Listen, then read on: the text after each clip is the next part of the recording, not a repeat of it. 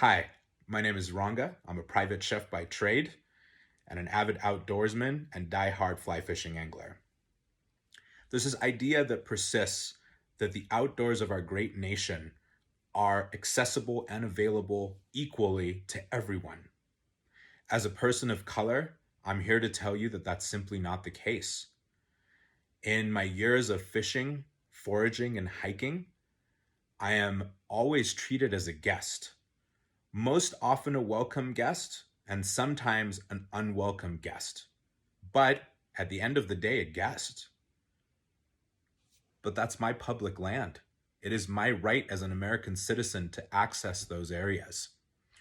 Most folks are worried about spraining an ankle while on a hike or a bear attack and carrying bear spray as a precaution, or being attacked by so many different animals or being bitten by a rattlesnake and I've got to worry about all of those things.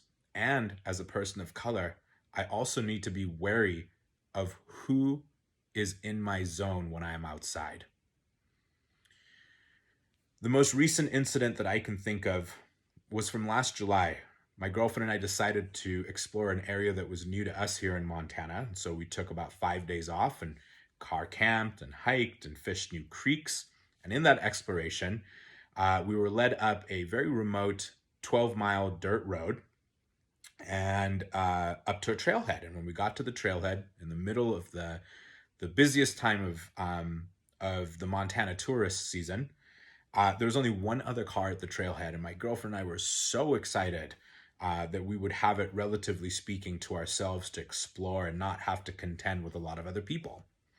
So we went on our hike, we had a great time, and when we came back, we noticed that the only other vehicle that was there when we arrived was still there. No other vehicles besides that other vehicle and ours, except with one difference, which was that the car was running, the air conditioner was on. Thought, okay, cool. He's probably getting ready to take off. It's a hot and humid day. So yeah, he's probably trying to cool off like we were going to be doing here in just another minute or two. So we started our process of changing out of our sweaty hiking clothes and grabbing snacks and getting ready for our drive to the next destination when the white male that was in the vehicle stepped out of the car, and he kind of started walking to us kind of quickly and kind of furrowing his brow, and like he had purpose. And at first we were kind of alarmed. We thought that something was wrong, that he needed help. So my girlfriend engaged first, and maintaining social distancing, she still went up to him and started talking, and, hey, are you okay? Is everything okay?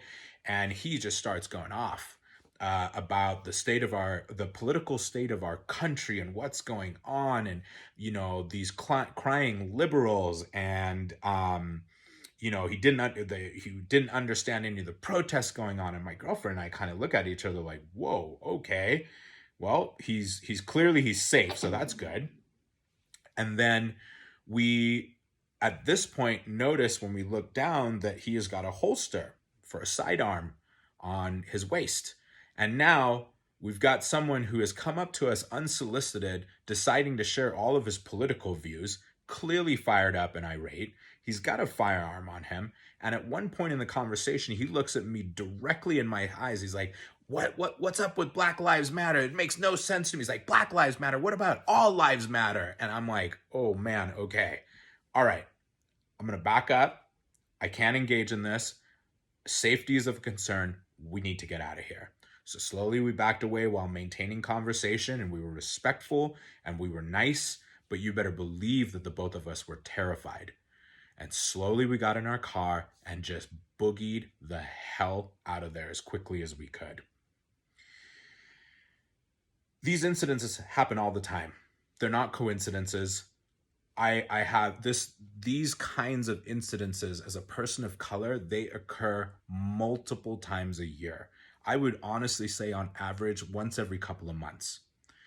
And this idea that I am an unwelcome guest sometimes, I am a welcome guest most of the times, is ridiculous. I live in this country. I am here. This is my public land. It's not your public land. It is ours. It is ours to share as long as we step into it with respect. And I just find it ridiculous.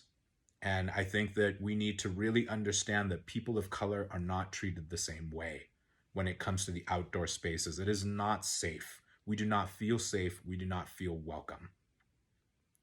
But as my friend Chad Brown says, we are here to play and we are here to stay.